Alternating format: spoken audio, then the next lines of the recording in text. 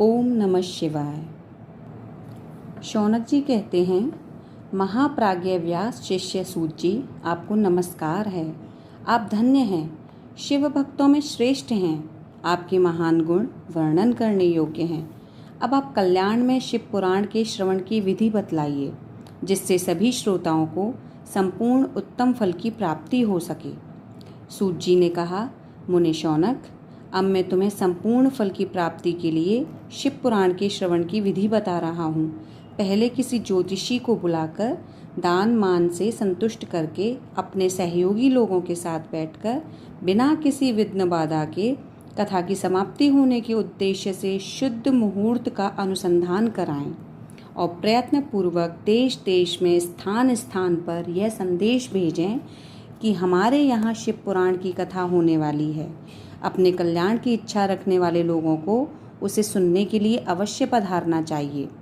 कुछ लोग भगवान श्री हरि की कथा से बहुत दूर पड़ गए हैं। कितने ही स्त्री, शूद्र आदि भगवान शंकर के कथा कीर्तन से वंचित रहते हैं। उन सबको भी सूचना हो जाए, ऐसा प्रबंध करना चाहिए। देश देश में जो भगवान शिव के भक्त हों तथा शिव कथा की कीर्तन और श्रवण के लिए उत्सुक हों, उन सबको आदर पूर्वक बुलवाना चाहिए और आए हुए लोगों का सब प्रकार से आदर सत्कार करना चाहिए। शिव मंदिर में, तीर्थ में, वन प्रांत में अथवा घर में शिव पुराण की कथा सुनने के लिए उत्तम स्थान का निर्माण करना चाहिए।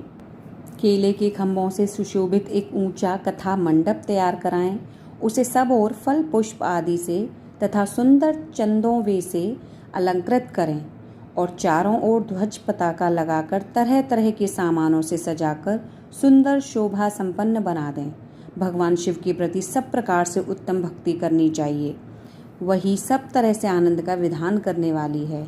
परमात्मा भगवान शंकर के लिए दिव्य आसन का निर्माण करना चाहिए तथा कथावाचक के लिए भी एक ऐसा दिव्य आसन बनाना चाहिए जो उनके लिए सुखद हो सके। मुने, नियम पूर्वक कथा सुनने वाले श्रोताओं के लिए भी यथा योग्य सुंदर स्थानों की व्यवस्था करनी चाहिए। अन्य लोगों के लिए साधारण स्थान ही रखने चाहिए। जिसके मुख से निकली हुई वाणी देहधारियों के लिए कामधेनु के समान अभीष्ट फल देने वाली होती है, उस पुराणवेत्ता विद्वान वक्ता के प्रति तुच्छ बुद्धि कभी नहीं करनी चाहिए। संसार में जन्म तथा गुणों के कारण बहुत से गुरु होते हैं, परंतु उन सब में पुराणों का ज्ञाता विद्वान ही परम गुरु माना गया है। पुराणवेत्ता पवित्र, दक्ष, शांत, ईर्ष्या पर विजय पाने वाला, साधु और दयालु होना चाहिए।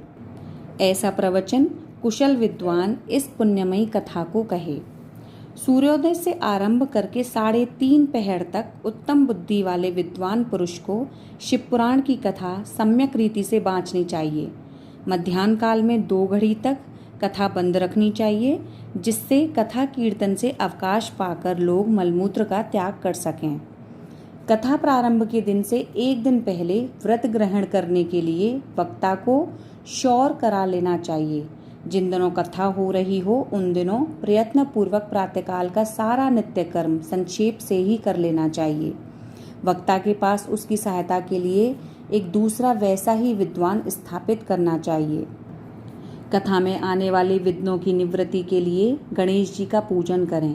कथा के स्वामी भगवान शिव की तथा विशेषतः शिव पुराण की पुस्तक की भक्ति भाव से पूजा करें।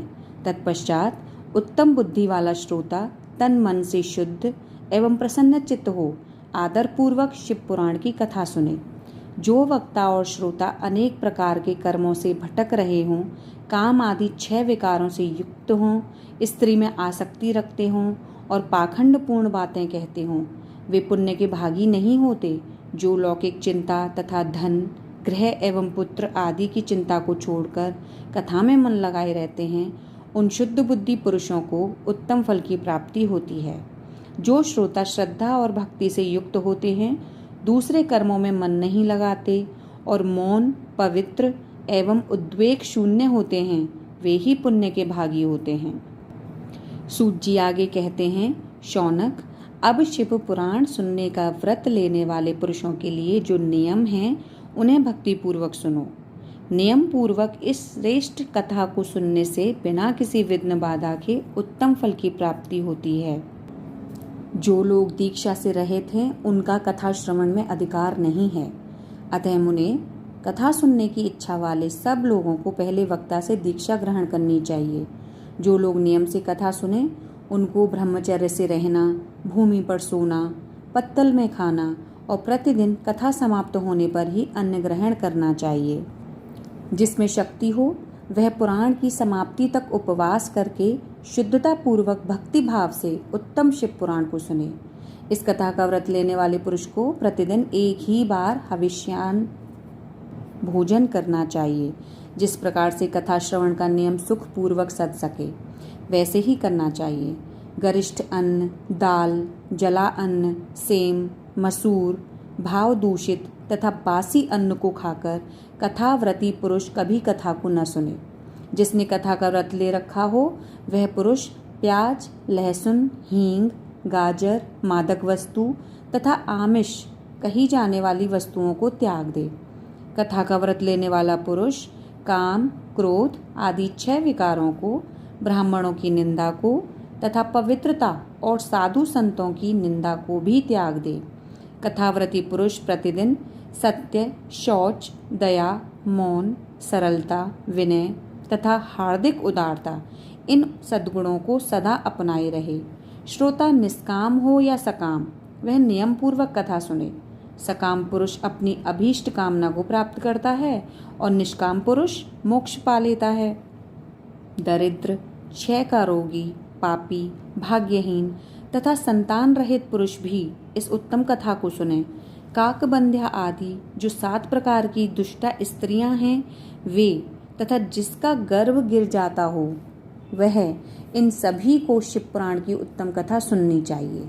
मुने, स्त्री हो या पुरुष सबको यत्न पूर्वक विधि विधान से शिव पुराण की यह उत्तम कथा सुननी चाहिए।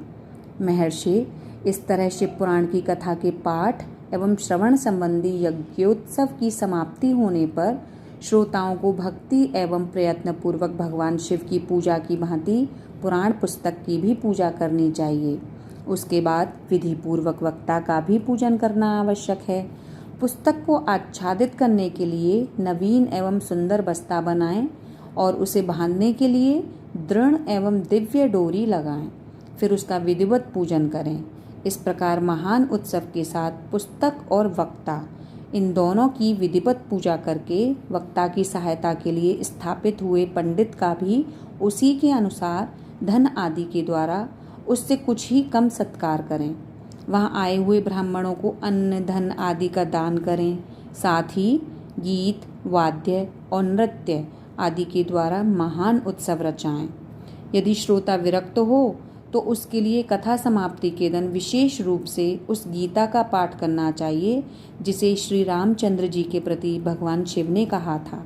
यदि श्रोता गृहस्थ हो तो उस बुद्धिमान को उस श्रवण कर्म की शांति के लिए शुद्ध हविष्य के द्वारा होम करना चाहिए। रुद्र संहिता के प्रत्येक श्लोक द्वारा होम करना उचित है अथवा गायत्री मंत्र से होम करना चाहिए, क्योंकि वास्तव में यह पुराण गायत्रीमय ही है। अथवा शिव पंचाक्षर मूल मंत्र से हवन करना उचित है। होम करने की शक्ति न हो तो विद्वान पुरुष यथाशक्ति हवनीय हविष्य का ब्राह्मण को दान करे। न्यून अतिरिक्तता रूप दोष की शांति के लिए भक्ति पूर्वक शिव सहस्त्र नाम का पाठ अथवा श्रवण करें।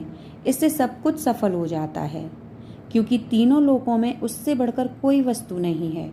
कथा श्रवण संबंधी व्रत की पूर्णता की सिद्धि के लिए 11 ब्राह्मणों को मधु मिश्रित खीर भोजन कराएं और उन्हें दक्षिणा दें। यदि शक्ति हो तो 3 तोले सोने का एक सुंदर सिंहासन बनवाएं और उस पर उत्तम अक्षरों में लिखी अथवा लिखाई हुई शिव पुराण की पोथी विधि पूर्वक स्थापित करें। तत्पश्चात पुरुष उसकी आवाहन आदि विविध उपचारों से पूजा करके दक्षिणा चढ़ाए। फिर जितेंद्रिय आचार्य का वस्त्र, आभूषण एवं गंध आदि से पूजन करके दक्षिणा सहित वह पुस्तक उन्हें समर्पित कर दें। उत्तम बुद्धि वाला श्रोता इस प्रकार भगवान शिव के संतोष के लिए पुस्तक का दान करे।